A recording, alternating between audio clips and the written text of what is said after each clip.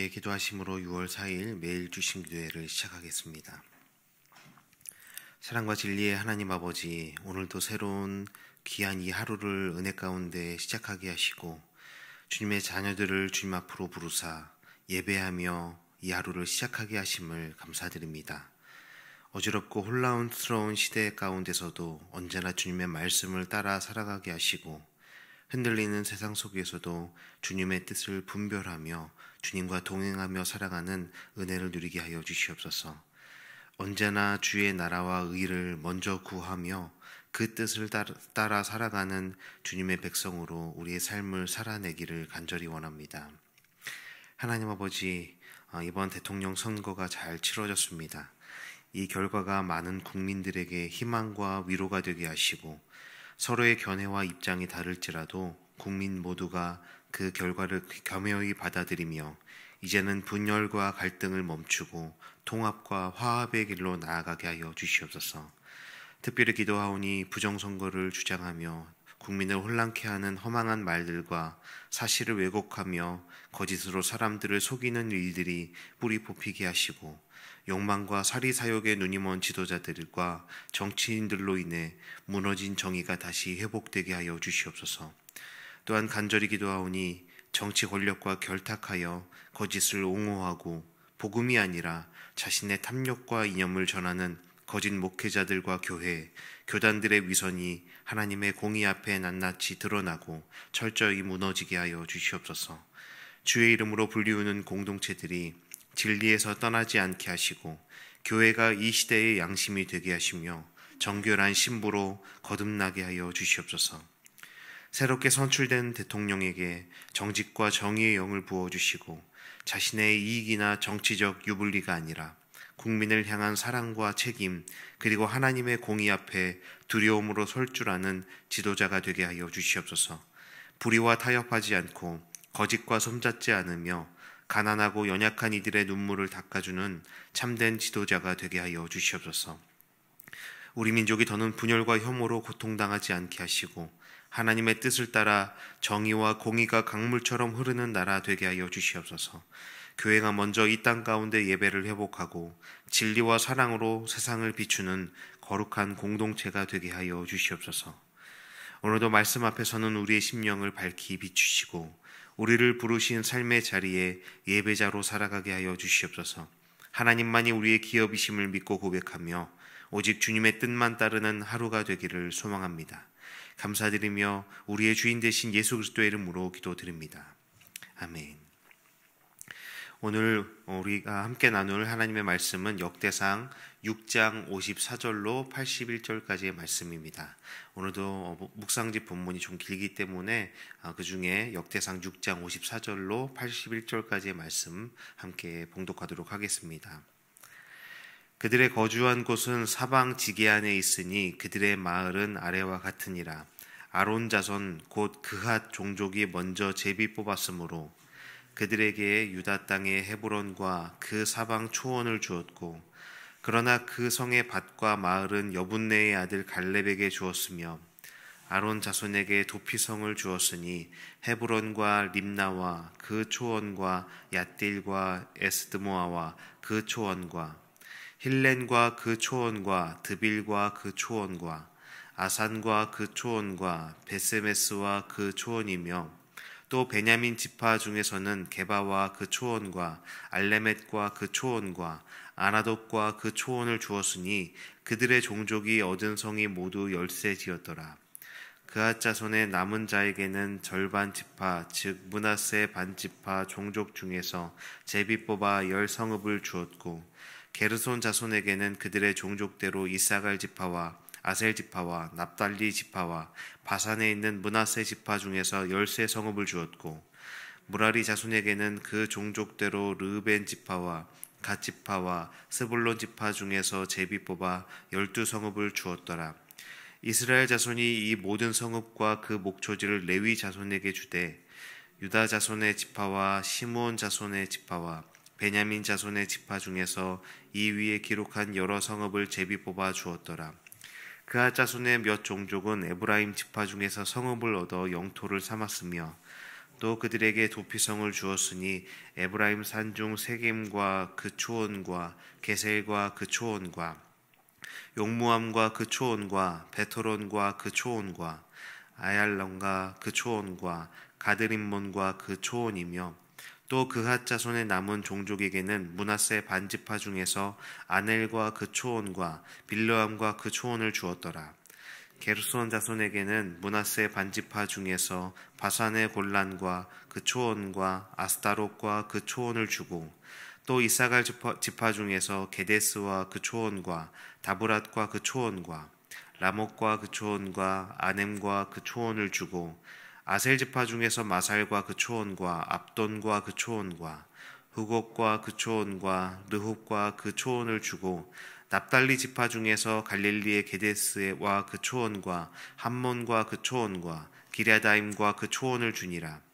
무라리 자손의 남은 자에게는 스불론 지파 중에서 림몬과 그 초원과 다볼과 그 초원을 주었고 또 요단 건너 동쪽 곡 여리고 맞은편 르우벤 지파 중에서 광야의 베셀과 그 초원과 야사와 그 초원과 그메데복과 그 초원과 메바과 그 초원을 주었고 또 갓지파 중에서 길르앗의 라목과 그 초원과 마하나임과 그 초원과 헤스본과 그 초원과 야셀과 그 초원을 주었더라. 아멘. 네, 오늘도 봉독하시느라 고생하셨습니다. 또 평안한 밤 또 보내고 오셨을지 모르겠습니다. 어제 늦은 시간까지 또 대선 결과를 보시느라 또 이렇게 잠을 잘 못 이루실 수도 있는데 또 이렇게 귀한 자리에 오셔서 함께 말씀과 은혜 나눌 수 있음을 감사드립니다. 이스라엘 백성은 오랜 포로 생활을 마치고 고국 땅으로 돌아왔지요. 바벨론에서 해방되어서 육체적으로는 자유를 얻었지만 그들의 마음과 믿음은 여전히 상처 입고 무너져 있는 상태였습니다. 기대를 가득 안고 돌아온 고향에는 예전에 있던 그 성전은 무너져 있었고 성벽도 허물어진 채로 방치되어 있었습니다. 하나님의 백성으로서의 자부심과 신앙의 중심이 되었던 그 모든 장소들이 파괴되어 있는 그 황폐한 모습을 보면서 그들은 마치 하나님께서 자신들을 버리신 것이 아닐까 하는 낙심에 빠질 수밖에 없었습니다. 눈앞에 있는 이 폐허의 건물은 단순한 건물의 잔해가 아니라 그들의 무너진 믿음과 흔들리는 정체성을 그대로 보여주고 드러내는 바로 현실이었던 것이죠. 그렇기 때문에 바로 이때 역대기가 기록된 것입니다. 단순한 과거 역사를 정리하려는 것이 아니라 포로 생활로 지치고 신앙의 기반이 무너진 백성들에게 우리는 하나님의 백성인가? 우리는 누구인가? 라는 이 질문에 신앙으로 응답하기 위한 말씀의 기록이 바로 역대기 기록인 것입니다. 그래서 역대기 기자는 분명히 말합니다. 하나님의 백성은 다시 예배를 중심에 두어야 한다. 하나님의 백성은 예배를 회복해야 한다라는 메시지를 주고 있는 겁니다. 이 말이 단지 성전에 나와서 제사를 드리자라는 의미가 아닙니다. 예배라는 것이 하나님의 통치를 삶의 중심에 모셔드리고 그분의 뜻에 순종하며 살아가는 삶 전체를 의미하기 때문입니다. 포로 생활은 단지 장소의 상실이 아니라 하나님이 우리와 함께 하시는가라는 깊은 신앙의 혼란을 가져온 것입니다. 무너진 성전만큼이나 무너진 것이 백성의 마음이었습니다. 그때 하나님은 바로 이 역대기를 통해서 말씀하시는 것입니다. 내 백성아, 돌아와서 다시 나를 기억하고 예배의 자리로 나아오라. 다시 예배를 회복해야 한다라고 말씀하십니다. 예배는 하나님과의 관계를 회복하는 자리이기 때문입니다. 예배가 살아나야 백성의 신앙과 정체성도 회복될 수 있습니다. 예배가 중심에 있어야 비로소 하나님의 백성다운 삶이 회복되는 것이기 때문인 것입니다. 그래서 역대기 기자는 족보와 성전 중심의 기록을 통해서 하나님이 여전히 이 백성과 함께 하시며 예배를 통해 그들을 다시 일으키신다라는 사실을 선포하고 있는 것입니다. 그리고 그 바로 중심에 레위인들, 즉 오늘 본문의 중심이 된 예배자들이 있는 것입니다. 오늘 우리가 함께 나눌 본문은 이 레위인들이 받은 기업, 곧 땅과 도피성에 대한 기록들입니다. 언뜻 보면 딱딱한 행정 기록에 불과한 것 같지만 그 안에는 하나님 나라 백성이 살아야 할 방향과 정체성이 분명히 담겨 있는 말씀입니다. 본문에서 먼저 가장 눈에 띄는 것은 레위인들에게 주어진 땅들이 매우 특별하다라는 것입니다. 여호수아 13장 33절의 기록인데 함께 한 목소리로 읽어보겠습니다. 오직 레위 지파에게는 모세가 기업을 주지 아니하였으니 이는 여호와께서 그들의 기업이 되심이었더라. 아멘.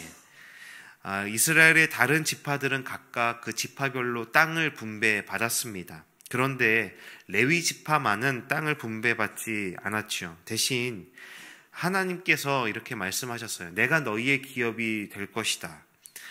다시 말해서 하나님만 의지하고 하나님만 바라보며 살라는 특별한 부르심을 받은 것입니다. 하나님은 레위인들에게 몇몇 성읍과 그 주변의 목초지를 주셨지요. 그런데 이 땅은 자기의 소유로 삼아서 부자가 되거나 권력을 쥐기 위한 땅이 아니었습니다. 이 성읍들은 예배와 말씀 사역을 감당할 수 있도록 마련된 예배의 처소이고 거처였습니다. 그 중에 일부 성읍은 도피성이었습니다. 예를 들면 헤브론, 세겜, 바산의 골란과 같은 곳들입니다. 이 도피성은 실수로 사람을 다치게 하거나 죽게 한 사람들이 잠시 피할 수 있었던 곳이지요.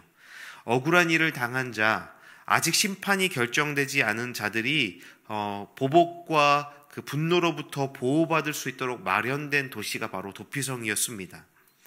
이 말은 곧 레위인들이 살던 그 도시는 단순한 집터나 삶의 터전이 아니라 하나님의 공의와 정의가 긍휼히 살아 숨쉬는 공간이었다라는 뜻입니다. 사람들에게 다시 회복의 기회를 주고 하나님의 공의와 사랑을 드러낼 수 있는 공간이 바로 도피성이었고 그곳이 바로 레위인들, 예배자들의 삶의 터전이었다는 것입니다. 다시 말해 레위인들은 말씀을 가르치는 사람들일 뿐만 아니라 상처받은 이들을 품고 넘어졌던 이들을 다시 일으켜 세우는 역할을 맡은 사람들이었다는 것이죠. 이처럼 레위인들은 주어진 성읍에서 단지 살아가는 것이 아니라 사명을 따라 예배를 회복하는 자들이었다는 것입니다. 이제 우리는 이 말씀을 우리의 삶에 비추어 보아야 합니다. 레위인이 흩어져 살았던 성읍처럼 하나님께서는 우리에게도 직장과 또 하나님께서 삶에 보내신 그 삶의 자리, 가정과 직장과 교회와 학교, 우리가 머무는 그 삶의 터전을 허락하신 것입니다. 하나님은 우리를 단순히 그 터전에서 살아가고 우리의 배를 불리며 우리가 잘 사는 것을 그런 삶의 부르심만을 위해서 우리를 그곳에 보내신 것이 아니라 그곳에서 예배자로 살아가라고 부르셨다라는 우리의 정체성을 기억해야 하는 것입니다. 그 자리는 생태를 위한 터전이기도 하지만 동시에 우리는 우리의 삶의 터전에서 하나님을 드러내고 섬김과 회복을 실천해야 하는 사명의 자리로 우리의 삶의 자리를 허락하셨다라는 것을 기억해야 하는 것입니다. 레위인의 도피성이 억울한 자, 실수한 자의 피난처가 되었듯이 우리의 삶의 자리도 지친 이들을 위한 쉼터가 될 수 있어야 합니다. 삶의 자리는 곧 예배의 자리이며 사명의 현장입니다. 하나님은 그곳에서 우리를 통해 하나님의 공의와 긍휼, 사랑과 거룩을 드러내길 원하시는 것이죠. 본문은 계속해서 레위 지파가 이스라엘 전역으로 흩어졌다라는 사실을 강조합니다. 다른 지파들은 각 지파가 분배받은 그 땅 안에서 거주하며 모여 살았지만 레위인들만은 예외였습니다. 하나님께서 그들을 모든 지파의 지역 곳곳에 흩어 보내신 것입니다. 이것은 단순한 인구 분산이 아니었습니다. 하나님은 각 지역마다 예배를 세우기 위해 각 지역마다 하나님을 찬송하고 예배하는 그 예배자들을 파송하신 것입니다. 레위인의 존재는 그 자체로 하나님께서 그 땅을 기억하고 계신다. 그 모든 곳에 하나님께서 함께 계신다라는 증거였습니다. 그들은 말씀을 가르치고 예배를 인도하며 도피성에서는 억울한 생명을 보호하고 공동체 안의 거룩을 유지하는 역할을 맡았습니다. 다시 말해서 그들은 예배와 말씀, 정의와 거룩을 세우는 자들로 각 지파 속에 하나님을 심는 사명을 가진 사람들이었죠. 레위인의 삶은 편안함이나 소유에 초점이 맞춰진 삶이 아니었습니다. 그들이 어디 있든지 하나님 중심으로 살며 하나님을 증거하는 삶, 바로 그것이 그들에게 맡겨진 사명이었다라는 것입니다. 이제 우리는 이 말씀을 중심으로 우리 삶 가운데 질문해야 합니다. 이 모든 레위인의 이야기와 기업 분배의 이 기록이, 딱딱해 보이는 이 기록이 오늘을 살아가는 우리에게 무슨 의미가 있는가라는 것이죠. 이 말씀은 단지 고대의 외래인들만을 위한 기록이 아닙니다. 바로 오늘 우리에게 주신 하나님의 말씀임을 우리는 기억해야 하는 것입니다. 우리는 지금 이 시대의 레위인들입니다. 하나님은 오늘도 자신의 백성을 세상 속으로 흩어 보내신 것입니다. 우리는 모두 각자 우리의 삶의 자리, 가정과 직장과 학교와 지역사회, 그리고 그 모든 관계 안에서 하나님을 드러내며 그 부르심을 살아가도록 부르심 받은 존재들이라는 우리의 정체성을 세워야 하는 것입니다. 이러한 정체성을 사도 베드로는 다음과 같이 선포하지요. 베드로전서 2장 9절 말씀도 함께 읽어보겠습니다. 그러나 너희는 택하신 족속이요 왕같은 제사장들이요 거룩한 나라요 그의 소유가 된 백성이니 이는 너희를 어두운 데서 불러내어 그의 기이한 빛에 들어가게 하신 이의 아름다운 덕을 선포하게 하려 하심이라. 아멘. 이 말씀은 하나님의 백성의 정체성과 사명을 동시에 보여주는 것입니다.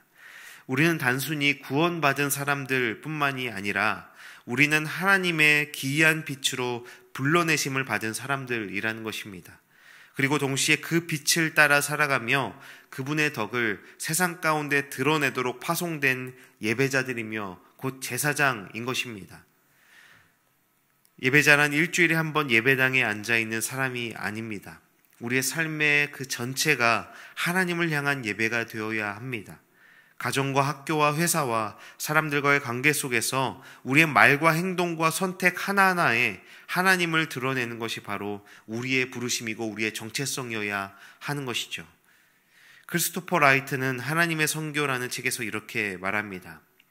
하나님의 선교는 하나님의 백성이 하나님의 방식대로 하나님의 장소에서 하나님의 이름을 높이며 사는 데 있다. 하나님의 선교는 곧 하나님의 방식과 뜻대로 살아가는 것이라는 것이죠. 예배는 일상의 모든 순간 속에서 하나님을 인정하고 높이는 삶인 것입니다. 말과 행동, 선택의 자리마다 하나님이 주인이심을 드러내는 것이 곧 우리의 예배이며 삶이어야 하는 것입니다. 사랑하는 여러분, 레위 지파는 땅을 기업으로 받지 않았습니다. 대신 하나님이 그들의 기업이 되어 주셨습니다. 이것은 단순한 재산의 유무가 아니라 하나님 한 분이면 충분하다라는 신앙의 선언이고 고백이었던 것입니다. 오늘 우리도 마찬가지입니다. 세상에서 무엇을 소유했는지가 아니라 누구를 기업으로 삼고 살아가느냐가 우리 인생의 가치를 결정하는 것입니다. 하나님이 나의 기업이시라면, 그렇기에 가장 귀하고 놀라우신 그 하나님이 나의 기업이시라면 우리는 가장 부요한 사람들이고 가장 충만한 삶을 살아가는 사람들인 것입니다.